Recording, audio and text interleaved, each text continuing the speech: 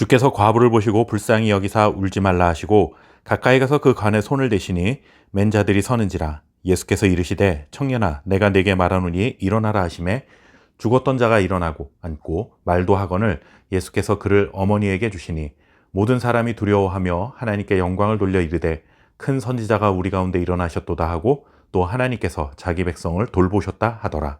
아멘. 이방인인 백부장의 간구를 들으시고 그의 종을 고쳐주셨습니다. 유대인이나 이방인이나 차별 없이 주의 긍휼을 사모하는 자에게는 주님께서 사랑을 베풀어 주신다라는 것을 보여주셨습니다.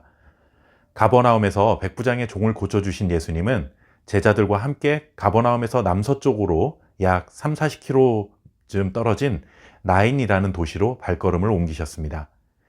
나인 성문 앞에 도착하셨을 때쯤 예수님의 일행은 장례 행렬을 만나게 됩니다.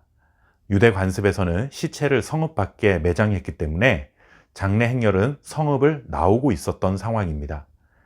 모든 장례식은 다 슬픔이 가득하지만 나인 성문에서 예수님 일행이 만난 이 장례는 유난히도 슬픔과 고통이 가득한 장례식이었습니다. 죽은 자는 청년이었고 독자였습니다. 그리고 유족으로 남은 자는 어머니 혼자였습니다. 과부의 신세가 되어 하나밖에 없는 아들을 키우던 어머니는 유일한 희망이라고 해도 과언이 아닌 아들의 죽음을 맞이했습니다. 아들의 나이는 정확히 알려지지 않았지만 청년이라고 하는 것으로 볼 때 아직까지 결혼하지 않은 어린 나이였을 것입니다.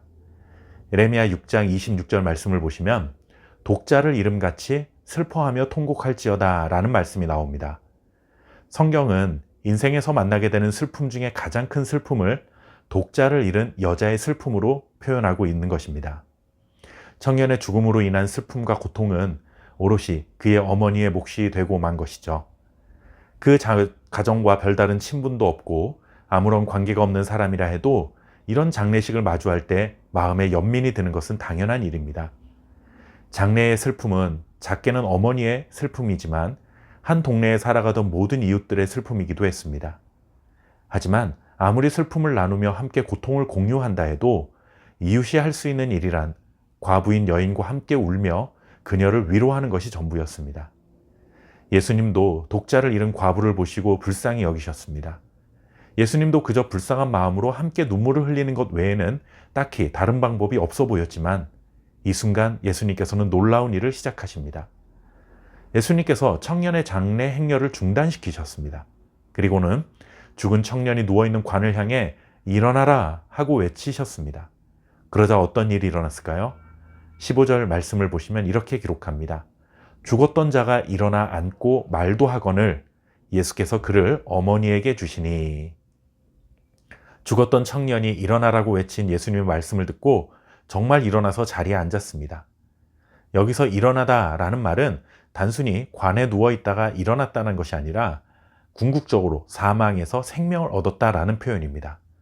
생명을 잃었던 자가 다시 생명을 얻은 것이죠. 그리고 일어나 앉은 것이 끝이 아니라 다시 생명을 얻은 청년은 말도 했다고 기록합니다. 그의 어머니는 물론 슬픔을 함께 나누며 장례식에 참석했던 모든 사람들이 깜짝 놀랐습니다. 아니, 놀라는 정도가 아니라 성경은 모든 사람이 두려워했다라고 기록합니다. 죽었던 사람이 일어나서 말을 하니 귀신이 나타났다 해서 두려워한 것이 아니라 생명을 주시는 분은 오직 하나님 한 분이신데 지금 눈앞에서 죽었던 자가 생명을 얻는 것을 보니 거룩하신 하나님께서 역사하셨다라고 여겼기 때문에 두려워했던 것입니다. 여기서 두려워했다는 것은 무서워서 벌벌 떠는 것이 아닙니다. 거룩하시고 전능하신 하나님의 임재로 하나님을 경외했다라는 의미의 두려움입니다. 사람들은 이내 하나님께 영광을 돌렸고 죽은 자를 살리신 예수님을 보면서 큰 선지자가 나타나셨다라고 소리쳤습니다. 아마도 거기에 모여있던 사람들은 구약의 엘리야 선지자를 떠올렸을 것입니다. 엘리야 선지자도 사렙다 과부의 아들이 죽었을 때 살려주셨던 기적을 행하였는데 유대인들은 엘리야와 같은 선지자가 나타났다며 하나님께 영광을 돌린 것입니다. 엘리야 사건과 오늘 예수님이 일으키신 사건은 매우 유사합니다. 하지만 아주 중요한 차이가 있습니다. 엘리야는 주를 부르며 기도해서 과부의 아들을 살렸지만 예수님은 말씀을 선포하셔서 과부의 아들을 살리셨습니다. 엘리야와 달리 예수님은 생명의 주인 되시는 하나님과 동등하신 분임을 깨닫게 됩니다. 엘리야는 하나님의 이름을 불러 기적을 행했지만 예수님은 자신이 곧 기적을 일으키시는 하나님이라는 것을 이 사건을 통해 알려주셨습니다. 그곳에 있던 사람들은 하나님이 자기 백성을 돌보셨다라며 기뻐했습니다. 여기서 돌보시다라는 말은 방문하다라는 말입니다. 하나님께서 자기 백성들을 방문하셨다, 찾아오셨다라는 것이죠.